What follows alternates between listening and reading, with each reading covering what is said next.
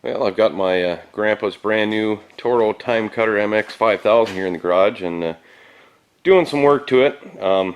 He brought it down because he actually ran over a stick and it jammed up and threw the drive belt off. So I'm just going to go over kind of a few things with this, some pattern failures and stuff that kind of goes wrong with them, and just regular maintenance stuff. So we'll go ahead and let this thing down and show you where the belt is first. Alright, I'm under the back side of the mower here. There's the crankshaft and the PTO clutch and everything.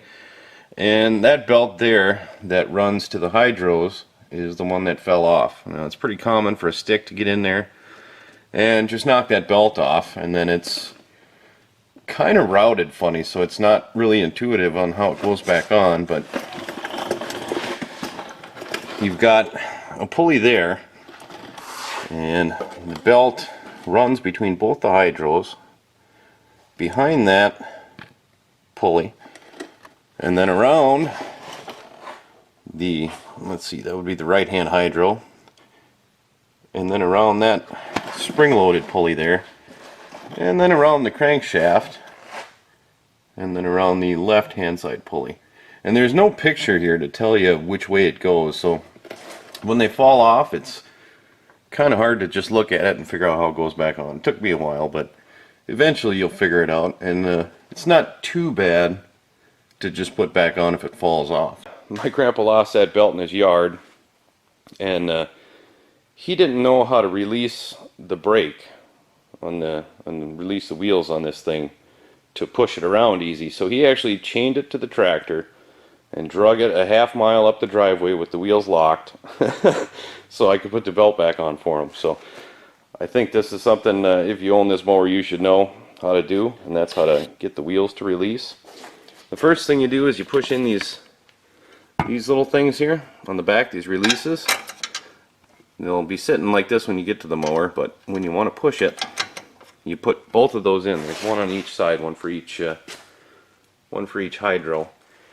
And then on this model, since it has an electronic parking brake, what you've got to do is actually turn the key to the on position and put one of these handles in. And that right there is your electric parking brake. So now your wheels will spin. If it's off, or if the brake is on, obviously it's not going to spin. So he drug it a half or a quarter mile with the brakes locked like that. Probably not the best thing for it, but the other thing, he's had it for about 3 months, and this is what the blades look like. They've never been sharpened. They're 3 months old, brand new to the mower, and they're wore down to nothing. They just don't hold up to the sand around here. I don't know if it's the metal that they make these blades out of, or if they're thinner or what, but they will not stand up to the sand. Maybe it's because they go faster than you know, our other riding mowers, but they just don't last. So if you live in sandy country and you mow a lot, you're probably going to have to buy a new set of blades every single year. Another really common problem, if you like to run into stuff with your mower, you can knock the deck off. That happens quite a bit with these. And as you can see, the deck is hung on this rod by these two brackets. There's one on each side. And what can happen if you hit something with your deck, like you run it into a tree or something, the bracket can actually come right off of the rod, and your deck will hang down. I've got one of these brackets that's been damaged, but you can see it's just a hook and sits on the rod like that, and sometimes that can pop off. Another thing that can happen is this rod is actually sitting inside 2 blocks on each side with a hole in them, and if you hit it hard enough, you can actually pop the rod out and it will fall. It'll stay inside this channel here on the back side, but it won't be right here where it's supposed to be, so your deck will kind of flop around, and if it gets bad enough, you can actually ruin a belt. So I got one that's actually broken here to kind of show you what I'm talking about. This is most of the rod that goes in here, and on each end it's got a little hook like that, and it fits into a block with a hole in it. So if you pop that out, what you've got to do is take the deck off, which is pretty simple. You just pull that hairpin there, pull that rod off, and then you can lift up the back of the deck and pull it backwards off of the rod.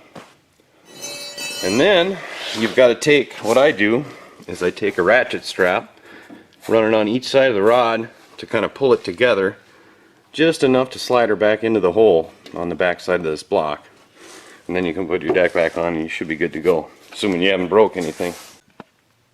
Now the last thing that's a pretty common failure on these newer Toro zero turns is the brake box module here. These things go out quite a bit on the newer ones.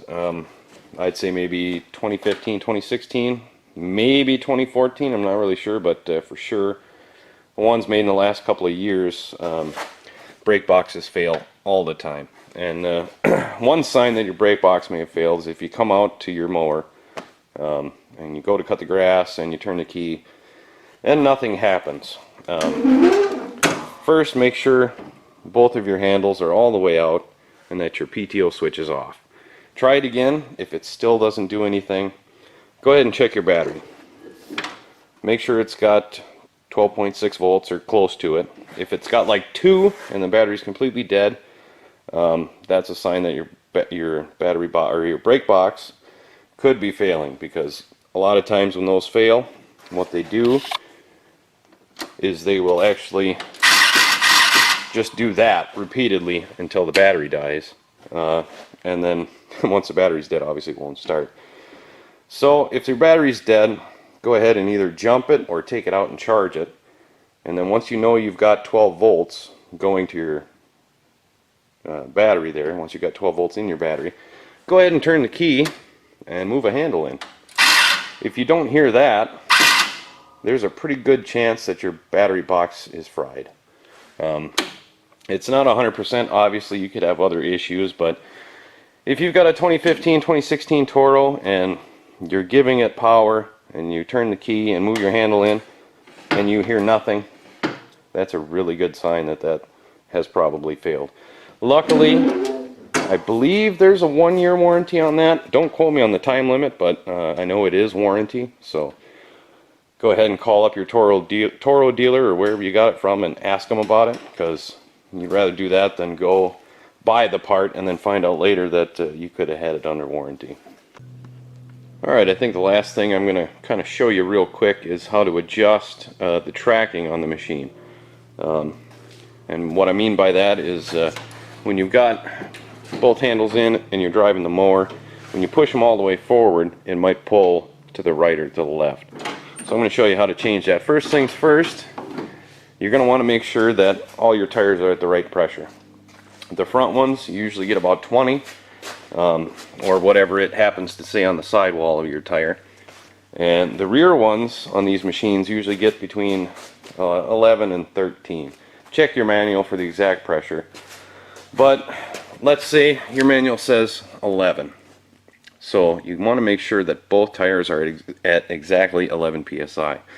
Because if you've got one that's at 15 and one that's at 10, your tracking is going to be off. So set your tire pressure first. Next thing you're going to want to do is hop on the machine, start it up, put the throttle all the way up, and pull both handles in. But don't move them forward or back. Just pull them in. And if your machine moves either to the right or to the left, you're going to have to make a neutral adjustment. And let's say you pulled the handles in and you're on level ground and it starts to kind of drive to the right. That means that your left wheel is moving too fast. It's adjusted so it actually moves and it's not in neutral. And the adjustment for that is on the bottom here. It's this nut right there. So what you're going to want to do to slow this wheel down is tighten that up. To make it go faster, you would back it off. So you'd go ahead, turn off your machine, come down here, and tighten this up to slow this wheel down. Do it in quarter to half turns. It doesn't take much to adjust that. And then once you've turned it a quarter, maybe a half a turn, hop back on the machine, pull the handles in again, and if it stays still and doesn't go anywhere, then your neutral adjustment is good. Now for the tracking, you're going to want to hop on the mower, fire it up, push both your handles forward on a level surface, and if it pulls slightly one way or the other, you're going to have to do some fine-tuning on those adjustments. So let's say again you're going straight and it sort of wanders to the right.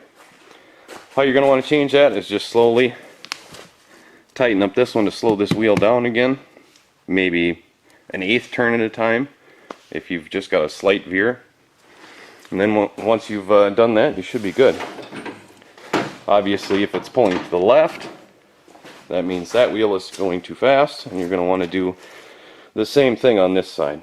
One note about this though is on this model it's got different speeds. So whatever speed you normally drive it in, adjust it in that speed. If you always keep it on trim, which is the slowest speed, adjust it there.